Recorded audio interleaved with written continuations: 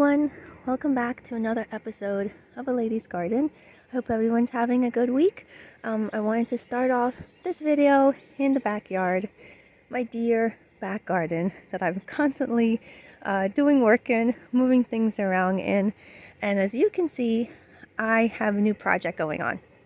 I've decided to extend this garden bed even further, but this time around I'm not using the black ring, which I actually pulled out already.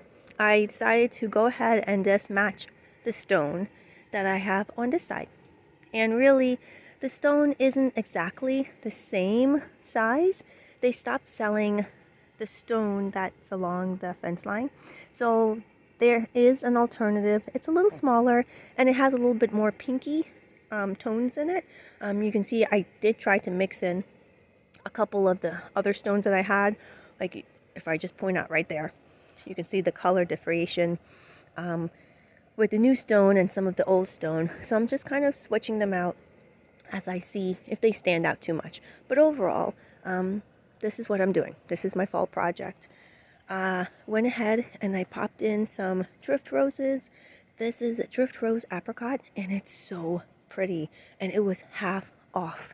Right now in the big box stores and probably a lot of garden centers, they are just trying to get rid of inventory because everything's powering down, everything's going to sleep. There's a lot of shrubs, but all the perennials, definitely the annuals. I mean, there's hardly any annuals left now. I mean, right now it's just mump season, pansies, violas, things like that. You can probably find a couple more hostas, at least in my area, but nothing screaming. But the roses are still there, and they're on sale, and I got my hands on 3.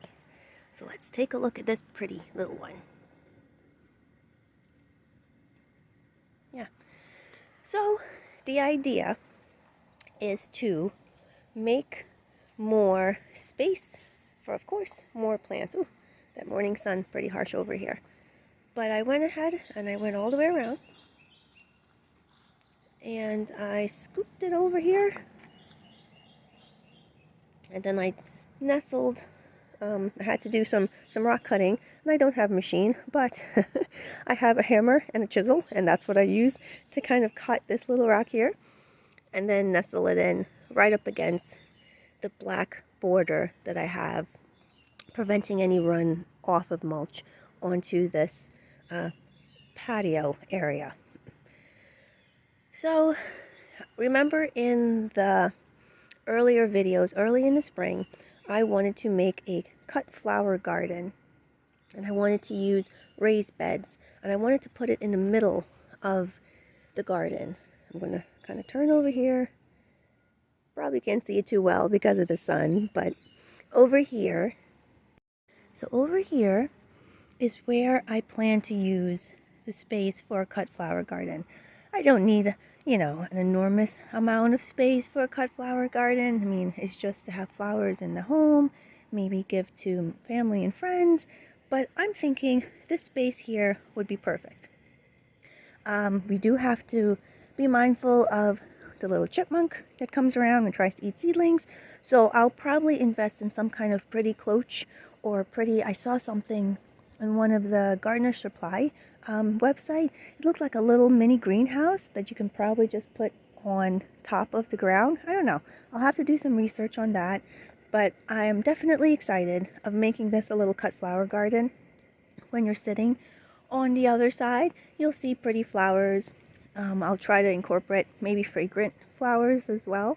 And then for the front, well, in the front, I think I'm going to leave 2 of the containers on either side where they are, and then I'm going to pull the middle one forward a little bit.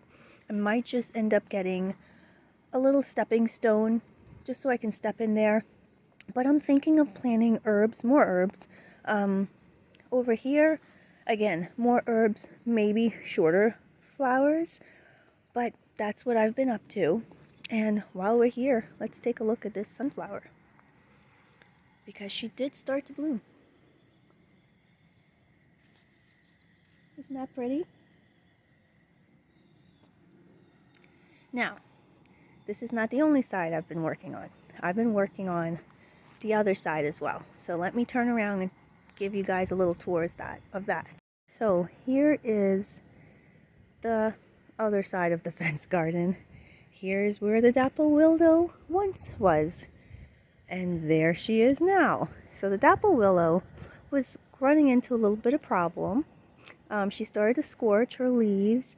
I didn't want to lose the tree. It was definitely getting well watered.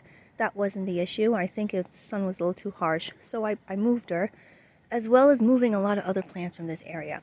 I did talk about wanting to expand this area, make it a bit more, kind of pull it out a little bit more. And I did.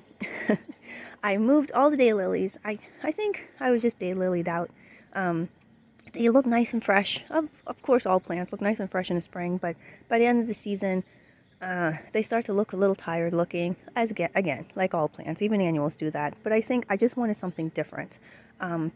So I moved, I pulled them out.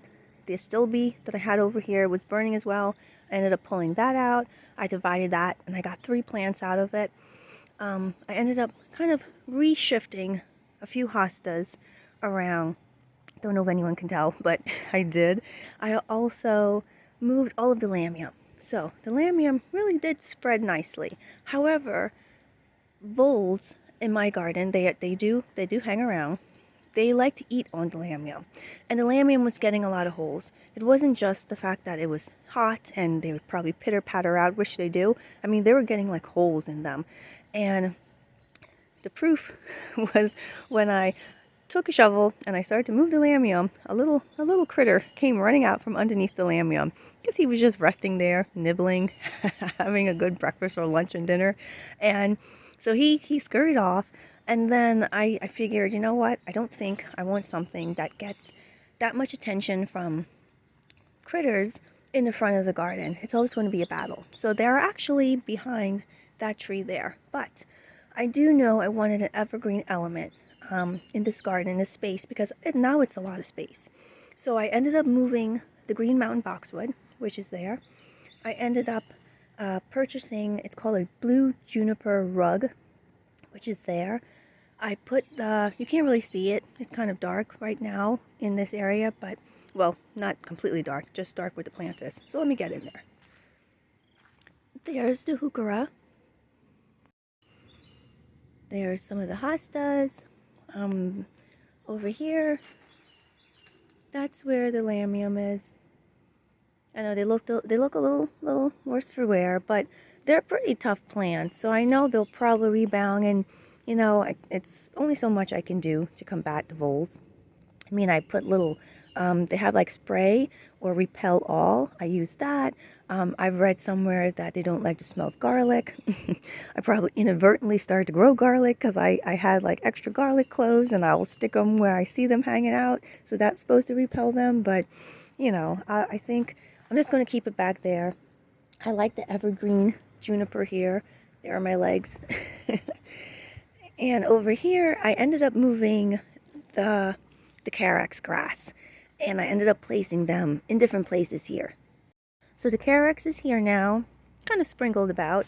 I do want to work on getting more astilbe for this area. I did move the bench as well, guys. I did. So the bench is now not front and center, which gives me a lot more space to work on and trying to navigate. The bench is kind of more tucked in the back now. The 3 hostas, so one's right next to the pot by the bench. The 2 others I placed over there, and now I have all this space to work with, which is going to be interesting and fun. I might make a little bit of a stepping stone path, and I'm definitely not going to look for flagstone. That was really hard for me to even try to obtain. Maybe just cobblestone. I mean, that's easily available in my garden centers. Just a couple. Just leading kind of making a little not so formal path that if you want to, you could go back there and sit. But that's that. So yeah, there's a lot of things, a lot of projects that I opened up that I do have to work on. But I am really, really liking the lines of the space. one plant that I do have a hard time finding in my area that I might consider starting from seed will be Lady's Mental. I think it's so pretty. I love the flowers. I love the shape of the leaves. So that's something that I think I'll work on trying to get my hands on, even if it's just seeds, and starting over the winter and seeing if I can grow them successfully and then plant them in this area as well. I do want to kind of start to build more astilbes.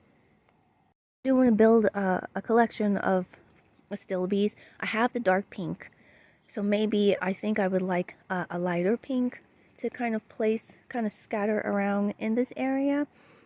And then to replace the tree where the willow once was, I'm thinking of something columnar, something taller. I think I do want something. Now that I look back at it, I mean the willow did grow, but now that I'm kind of looking more at the area, I am missing a taller tree there. I don't want it to grow as big as an oak tree, but I do want something taller.